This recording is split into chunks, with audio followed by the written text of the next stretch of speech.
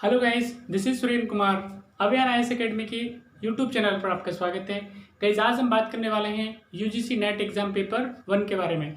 Guys, research aptitude हम लोग पढ़ रहे हैं। इससे पहले हम लोग 3 वीडियो बना चुके हैं रिसर्च एप्टीट्यूड पे, जिसके अंदर हमने बात की थी रिसर्च के बारे में, रिसर्च के ऑब्जेक्टिव के बारे में, रिसर्च के कैरेक्टरिस्टिक्स के बारे में, फीचर्स के बारे में, रिसर्च के टाइप के बारे में और रिसर्च के अप्रोच के बारे में। गाइस, आई होप आपने वो वीडियो देखे होंगे। गाइस, बहुत ही इंपॉर्टेंट वीडियो हैं, बहुत ही काम के वीडियो हैं। हर एग्जाम में ज़रूर आपको क्वेश्चन मिलेगा अगर आप रिसर्च में जाना चाहते हैं, हायर स्टडीज़ में जाना चाहते हैं। गाइस, आज हम बात करने वाले हैं रिसर्च की प्रोसेस के बारे में कि किस तरह से जो रिसर्च है वो होता है, कैसे फॉर्म होता है, कैसे आगे बढ़ता है, राइट, क्या क्या चीज़ें होती हैं, किन चीज़ों का ध्यान आपको रिसर्च के अंदर रखना होता है। तो चलिए गाइस, हम बात करते हैं रिसर्च के प्रोसेस के बारे में। सबसे पहले गाइस, वेरी इंपॉर्टेंट पॉइंट ये है आपके पास में, ऑलरेडी मैं बता चुका हूँ आपको रिसर्च क्यों किया जाता है। रिसर्च कोई भी जो प्रॉब्लम है उसके सॉल्यूशन के लिए किया जाता है। कोई भी अगर मान लो कंसर्न है, कोई समस्या है, उसके समाधान के लिए हम लोग रिसर्च करते हैं, रिसर्चर रिसर्च करते हैं, राइट। तो सबसे पहले आपके पास में जो पॉइंट आता है वो है आपके पास में रिसर्च प्रॉब्लम का फॉर्मुलेशन। मतलब किस तरह से आपके पास आप क्या करोगे, कोई भी रिसर्च प्रॉब्लम है वो पहले फाइंड करोगे कि मेरे को प्रॉब्लम क्या है, किस तरह की समस्या है, तो वो फॉर्मुलेट करोगे, वो बनाने का काम करोगे। कई जिसके बाद हम बात करेंगे रिसर्च के स्ट्रक्चर के बारे में कि रिसर्च का स्ट्रक्चर क्या होगा, किस तरह से आप उसको लेके जाओगे, राइट। आपको किन चीज़ों को उसमें विशेष तौर पे ध्यान रखना पड़ेगा, टेक्निक है, डेटा है, वो सारी चीज़ें, राइट। उसका फॉर्मेट है या ब्लूप्रिंट आप बोल सकते हो, तो वो इसमें ध्यान रखा जाता है। फिर इसके बाद हम बात करते हैं हमारा third point, that is literature review.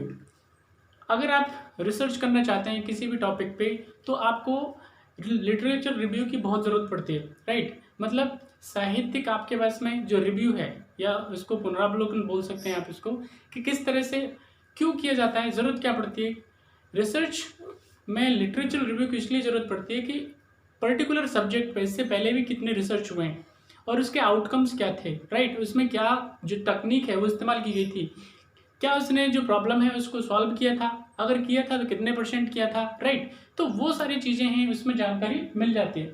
अगर मैं आपको एक एग्जांपल दूं, अभी जो हाल ही में आपके पास में कोरोना पेंडेमिक चल रही है, इसमें क्या है, अब ये जो वायरस है जिसे आपको कोविड वायरस बोलते हो, तो ये जो कोविड वायरस है ये इसका लिटरेरी रिव्यू क्या है, कौन सी फैमिली से बिलोंग करता है। अगर वायरस है तो वायरस की कोई फैमिली होगी, ठीक है। सार्स फैमिली है तो उसमें कहाँ बिलोंग करता है, सिम्टम्स क्या है इसके। तो वैक्सीन बनाने के लिए ओबियसली हमें इसके लिटरेरी रिव्यू की या उसके साहित्यिक रिव्यू की क्या पड़ेगी, ज़रूरत पड़ेगी। तो गाइस, इसलिए ये किसी भी रिसर्च में बहुत इंपॉर्टेंट पॉइंट होता है। गाइस, जिसके बाद हम बात करते हैं, नेक्स्ट है आपके पास में हाइपोथेसिस डेवलपमेंट। जब आप प्रॉब्लम डिसाइड कर लेते हो, स्ट्रक्चर डिसाइड कर लेते हो, ठीक है, और लिटरेरी रिव्यू भी कर लेते हो, उसके बाद आप आते हो अवधारणा के विकास पे। क्या आप क्या करते हो, हाइपोथेसिस डेवलप करते हो, राइट। गाइस, इसके बाद हम बात करते हैं, नेक्स्ट हमारा जो पॉइंट होगा दैट इज रिसर्च डिजाइन, ठीक है। रिसर्च का जो फॉर्मेट क्या होगा, राइट। रिसर्च का जो आपके पास में मैं कहूँगा कि इसका पूरा जो खाका बोल सकते हैं आप इसको, ठीक है, पूरा आपके पास में मैप है, तो वही आपके पास में रिसर्च का डिज़ाइन है। रिसर्च का डिज़ाइन रिसर्च का ब्लूप्रिंट होता है। कहने का मतलब ये है आपके पास में कि रिसर्च में आपको अगर कोई प्रॉब्लम आए, ठीक है, किसी तरह की आपको अगर समस्या का सामना करना पड़ता है, तो आपका जो रिसर्च का डिज़ाइन है वो कैसा होना चाहिए, फ्लेक्सिबल होना चाहिए। मतलब जब भी आपको ज़रूरत महसूस हो तब आप उसमें चेंज कर सकें, तो इसलिए इस रिसर्च के डिज़ाइन की बहुत ज़रूरत होती है। गाइस, नेक्स्ट हमारे पास जो पॉइंट है that is data collection. Data collection बहुत ही इंपॉर्टेंट होता है किसी भी रिसर्च की प्रॉब्लम को और उसको हाइपोथेसिस को मैच करने के लिए। हमारे पास में सटीक डेटा की जो जानकारी है वो होनी चाहिए, ठीक है। हमारे पास में प्रॉपर जो इन्फॉर्मेशन है, डेटा है आपके पास में, वो होना चाहिए। अब डेटा को कलेक्ट करने के आपके पास में कई तरीके होते हैं। जैसे जनरली हम क्या करते हैं आपके पास में, if somebody want to find out the data, किस तरह से अगर फाइंड आउट करना चाहता है, वी हैव 2 वेज, ठीक है। एक प्राइमरी आपके पास में मेथड होता है, एक दूसरा सेकेंडरी मेथड होता है। प्राइमरी मेथड में आपके पास में क्या है, ज़्यादातर क्या है, पर्सनल इंटरव्यूज हो जाते हैं, राइट, ऑब्जर्वेशन हो जाती हैं, एनालाइजिंग हो जाता है, ठीक है। सेकेंडरी अगर डेटा की बात करें तो वहाँ पे आपके पास विशेष तौर पे जैसे न्यूज़पेपर हो गया, मैगजीन हो गया, तो ये इस तरह से हम लोग डेटा को कलेक्ट करते हैं। 2 तरीके होते हैं ज़्यादातर। फिर उसके बाद हम बात करते हैं प्रोजेक्ट के एग्जीक्यूशन की। आपने डेटा कलेक्ट कर लिया, अब क्या है आपके पास में कंप्लीट जो चीज़ें हैं, मतलब समझ लो कि पूरा सामान तैयार है। अब क्या करना है आपको, अगर मैं कहूँ आपके पास इसको मैं खाने से अगर कंपेयर करूँ तो यहाँ पे पूरा आपके पास रॉ मटेरियल तैयार है। अब क्या करो, आप इसको प्रोग्राम को मतलब एग्जीक्यूट कर दो। मतलब अगर मैं कहूँ सब्जी की बात करूँ तो मतलब अब सब्जी में आपको क्या करना है, छौंका लगाना है, कहने का मतलब यही एग्जैक्टली बात ये है कि अब आपको क्या करना है, सारा मटेरियल आपके पास तैयार है, अब इसको क्या करना है, आपको एग्जीक्यूट करना है। और एग्जीक्यूट करने के बाद में उसके जो आउटकम्स हैं, ठीक है, कंक्लूजन्स हैं, उस पर आपको विशेष ध्यान देना है। कहीं जिसके बाद हम बात करते हैं डेटा के एनालिसिस पे।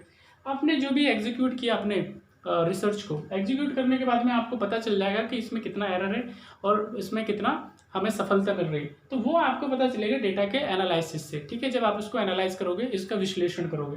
गाइस जब सारी चीज़ें आप कंप्लीट कर लेते हो उसके बाद आप क्या करते हो, formal writing up of the research result.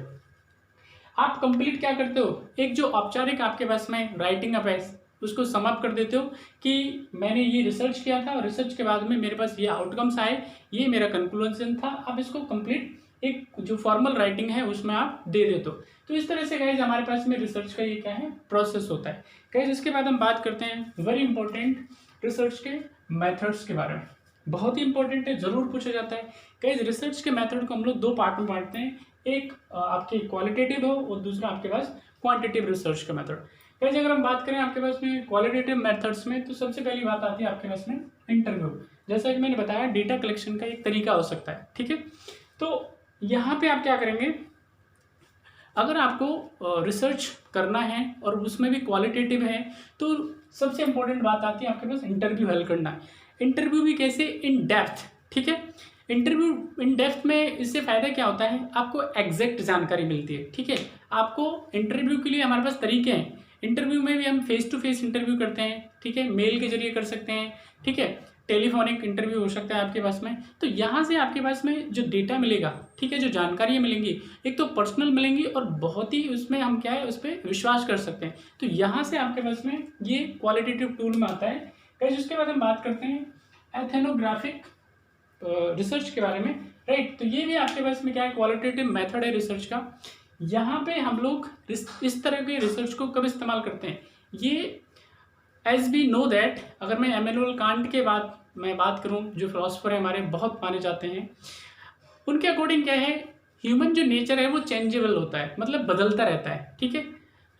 परिस्थितियों के अकॉर्डिंग, टाइम के अकॉर्डिंग क्या है, बदलता रहता है, ठीक है। तो हमें क्या करना होता है, रिसर्च को हमेशा बायसनेस से दूर रखा जाता है। मतलब इसमें किसी भी तरह का क्या नहीं होना चाहिए, झुकाव नहीं होना चाहिए, किसी भी तरह का इन्फ्लुएंस नहीं होना चाहिए। हमारी जो पर्सनल जो थिंकिंग है, ठीक है, पर्सनल जो थॉट है उसका प्रभाव नहीं होना चाहिए। हम क्या सोचते हैं, हमें क्या लगता है, हमारी थिंकिंग क्या है, रिसर्च पे इस पर इसका प्रभाव नहीं पड़ना चाहिए, राइट। तो कहने का मतलब है हमें रिसर्च उन परिस्थितियों में करना होता है, सपोज दैट कि अगर मान लो अंडमान निकोबार में रहने वाली एक जनजाति की मैं बात करूं, एक ट्राइब की बात करूं, जारवा की, तो हमें क्या है, अगर जारवा के कल्चर की, वहाँ पे उनकी खान पान की, है ना, उनकी वेशभूषा की, वो सारी चीज़ों पे अगर मुझे रिसर्च करना है तो मैं क्या करूँगा, वहाँ पे जाऊँगा, उसको देखूंगा, एनालाइज करूँगा। मतलब उसमें अपनी तरफ से कुछ भी ऐड नहीं करूँगा, गेटिंग माई पॉइंट। मतलब वहाँ से फोटोग्राफ लिए जाएंगे या वहाँ पे और भी डेटा कलेक्शन के तरीके हो सकते हैं, वहाँ से वो लिए उठाए जाएंगे, उसके बाद में उनको प्रॉपर एनालाइज किया जाएगा और फिर रिजल्ट निकाला जाएगा, ठीक है ना गाइस।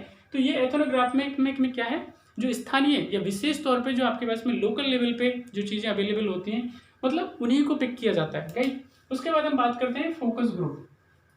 अब रिसर्च किस पे किया जाना है, वेरी इंपॉर्टेंट, ठीक है। छोटे बच्चों पे किया जाना है, उनके न्यूट्रिशन पे किया जाना है, ओल्ड एज पर्सन पे किया जाना है, यंगस्टर्स पे किया जाना है। तो हम क्या करते हैं, फोकस ग्रुप डिसाइड करते हैं। उस फोकस ग्रुप में 6 से 12 लोग हो सकते हैं, ठीक है, और वो डिपेंड करेगा रिसर्च के साइज पे। तो वहाँ पे हम क्या करते हैं, रिसर्च का जो ग्रुप है उसको डिसाइड करने के बाद में फिर रिसर्च को आगे बढ़ाते हैं। तो इसके बाद हम बात करते हैं एनालिसिस ऑफ कंटेंट, यानी हमने जो भी कंटेंट इस्तेमाल किया है, डेटा कलेक्ट किया है आपके पास में, ठीक है, क्या क्या चीज़ें आपके पास, तो वो क्या करते हो, आप उसको एनालाइज करते हो, उसको विश्लेषण करते हो, ठीक है। उसमें जो जो वैल्यू चीज़ें होती हैं, ठीक है, जो ज़रूरत की नहीं होती, आप उनको अलग करते हो, ठीक है। तो ये सारी चीज़ इसके अंदर इस्तेमाल की जाती है। उसके बाद बात करते हैं हम लोग फिनोमेनोलॉजी के बारे में, ठीक है। किस तरह के जो फिनोमेना है आपके पास में, कार्य पद्धति आपकी किस तरह की है, वो उसके अंदर इस्तेमाल की जाती है। गाइस उसके बाद हम बात करते हैं, नेक्स्ट हमारा जो टाइप है दैट इज क्वालिटेटिव के बाद हम बात करते हैं क्वांटिटेटिव रिसर्च के मेथड के बारे में। गाइस क्वांटिटेटिव के बाद क्वालिटेटिव को हम लोग दो पार्ट में बांटते हैं, एक एक्सपेरिमेंटल रिसर्च मेथड और दूसरा आपके पास में डिस्क्रिप्टिव मेथड। गाइस यहाँ पे क्वालिटेटिव में सबसे इंपॉर्टेंट बात आती है, ये वर्क करता है किस पे, वही पे, मगर अगर कोई चीज है तो वो क्यों है, ये व्हाट पे वर्क नहीं करता। सिंपल सी बात है, आपको ये याद रखना है हमेशा। मतलब कि अगर हम बात करें फिलोसॉफी की बात करें, ठीक है, ये सामाजिक विज्ञान की बात करें, सोशियोलॉजी की बात करें, तो यहाँ पे हमेशा एक ही चीज़ होती है, अगर कोई प्रॉब्लम है तो वो क्यों है, ठीक है, वहीं पे हमेशा वर्क किया जाता है, व्हाट पे वर्क नहीं किया जाता, ठीक है। लेकिन अगर हम बात करें आपके पास में क्वांटिटेटिव पे, तो ये वर्क करता है स्पेशली आपके पास व्हाट पे, कि कोई चीज़ है तो वो क्या है, वहीं पे ज़्यादा फोकस नहीं किया जाता, ठीक है ना। ये आपको डिफरेंस इसके अंदर याद रखना है। तो गाइज अगर मैं बात करूं एक्सपेरिमेंटल मेथड की, ऑलरेडी हम बता चुके हैं, एक्सपेरिमेंटल जो मेथड होता है आपके पास में, ये कॉज इफेक्ट रिलेशन पे आधारित होता है, ठीक है, और बहुत ही कॉस्टली होता है, ठीक है, टाइम कंज्यूमिंग होता है, तो इसको लेबोरेटरी बेस्ड मेथड भी कई बार हम बोल सकते हैं, ठीक है। But as we know that sociology के अंदर ज़्यादातर हम लोग ये एक्सपेरिमेंटल रिसर्च है वो फील्ड में ही इसको कंप्लीट करते हैं, लैब में ज़्यादातर इसका इस्तेमाल नहीं होता, ठीक है ना गाइस। तो इसमें क्या है, एक्सपेरिमेंटल मेथड में यही सारी चीज़ें आपके पास में डिटेल जो आपके पास साइंटिफिक मेथड्स हैं, टूल्स हैं, उन्हीं का इस्तेमाल किया जाता है, और जो आपके पास आउटकम्स आते हैं उसका इम्पोर्टेंट जो रोल होता है वो क्या है कि जहाँ पे रिसर्च किया जा रहा है, not even particular that place but in the whole world, वो जो फिनोमेना है आपके पास में कैसे होते हैं, सही होते हैं, ट्रुथ होते हैं। मतलब अगर वो चीज़ अगर इंडिया के अंदर, मैं आपको अगर एक सिंपल सी बात करूँ, अगर A+B का फॉर्मूला अगर इंडिया में सही है तो वो वर्ल्ड में सही होगा, ठीक है, अगर यहाँ पे गलत है तो वहाँ पे भी गलत होगा। तो एक्सपेरिमेंटल मेथड के बाद अगर कोई चीज़ सही है तो वो इंडिया में भी और हर जगह सही है, तो मतलब कॉज और इफेक्ट रिलेशनशिप इसमें विशेष तौर पर ध्यान दिया जाता है। फिर इसके बाद हम बात करते हैं डिस्क्रिप्टिव रिसर्च की। डिस्क्रिप्टिव रिसर्च के बारे में हम लोग पहले बात की थी, हमने इसके टाइप में बात की थी, ठीक है। डिस्क्रिप्टिव में क्या है आपके पास में, कंप्लीट जो हिस्ट्री है आपके पास, ठीक है, उसका डिटेल्ड है, एक्सप्लेनेशन है, उसके बारे में बात की जाती है। तो गाइज इसके 3 पार्ट हैं। सबसे इंपॉर्टेंट है that is survey method. Survey research का जो मेथड है, इसमें क्या किया जाता है आपके पास में, सर्वे के टाइप हो सकते हैं, ठीक है, सर्वे में फील्ड सर्वे हो सकता है, ठीक है। सर्वे के अलावा आपके पास में अगर मैं कहूँ आप सर्वे में भी इम्पोर्टेंट क्या है, बहुत, अगर मैं एक आपको केस स्टडी मेथड दूं, ठीक है, और एक सर्वे मेथड दूं आपके पास, तो सर्वे में क्या है और केस स्टडी में क्या है, एक अगर मैं कहूँ एक टेक्निकल अंतर जरूर हो सकता है, इसके अलावा कोई अंतर नहीं है। दोनों में ही आपके पास में एम्पिरिकल नॉलेज की जरूरत होती है, ठीक है ना, मतलब अनुभवजन्य साक्ष्यों की जरूरत होती है। व्यक्ति को मतलब अपने एक्सपीरियंसेस से जो डेटा है वो कलेक्ट करना होता है, विशेष तौर पर इसका ध्यान रखा जाता है, ठीक है ना गाइस। तो सर्वे आपके पास में रिसर्च का एक मेथड हो सकता है, केस स्टडी मेथड हो सकता है, ठीक है। मतलब अगर मान लो जैसे पेंडेमिक अभी चल रहा है, या मैं आपको एक न्यूट्रिशन के लेवल की बात करूं, जैसे बच्चों में, ठीक है, अगर मान लो किसी भी तरह की कोई बीमारी आ जाती है तो इससे न्यूट्रिशन का लेवल का क्या फ़र्क पड़ता है, ठीक है। एक बिहार के अंदर एक बुखार आया था, चमकी बुखार, तो उसमें ये निकल के आया था कि ये जो चमकी बुखार है या चमकी फीवर है, वो जो मल न्यूट्रिशन के शिकार बच्चे हैं, कुपोषण के शिकार बच्चे हैं, उन्हीं को ये ज़्यादा इफेक्ट करता है, ठीक है ना। तो ये हमें कहाँ से पता चला, केस स्टडी से पता चला, हमने बच्चों को देखा, उनको एग्जामाइन किया, ठीक है ना। इसके अलावा बहुत सारे आपके एग्जाम्पल हो सकते हैं गाइज। उसके बाद हम बात करते हैं ऑब्जर्वेशन मेथड। ऑब्जर्वेशन में क्या किया जाता है गाइज, ठीक है, इसमें अगर मैं आपको एक एग्जाम्पल दूँ जैसे पॉल्यूशन का, ठीक है, तो हमारे पास एक क्या है, एक सफ़र है, ऐप है, ठीक है। तो ये ऐप क्या करता है, इसको क्या कर दिया जाता है, जैसे जहाँ पे ज़्यादा पॉल्यूशन है तो वहाँ पे दिन में कम से कम 3 बार का जो पॉल्यूशन है वो मेजर किया जाता है, ठीक है, मॉर्निंग का, मिड डे का, या फिर उसके बाद इवनिंग का।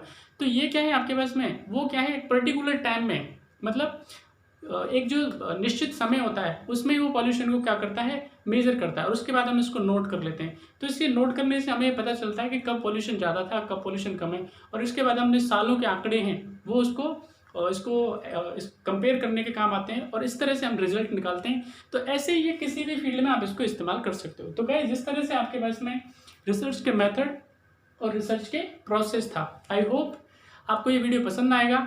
आप इसको अपने दोस्तों के साथ शेयर कर सकते हैं, लाइक कर सकते हैं। आपको कोई क्वेश्चन पूछना है, कुछ चीज़ें क्लियर नहीं हो रही तो आप मेरे को कमेंट बॉक्स में कमेंट करके पूछ सकते हैं। और अगले वीडियोज़ के लिए आप देखते रहिए। तब तक मिलते हैं, अपना ख्याल रखिए। Thank you.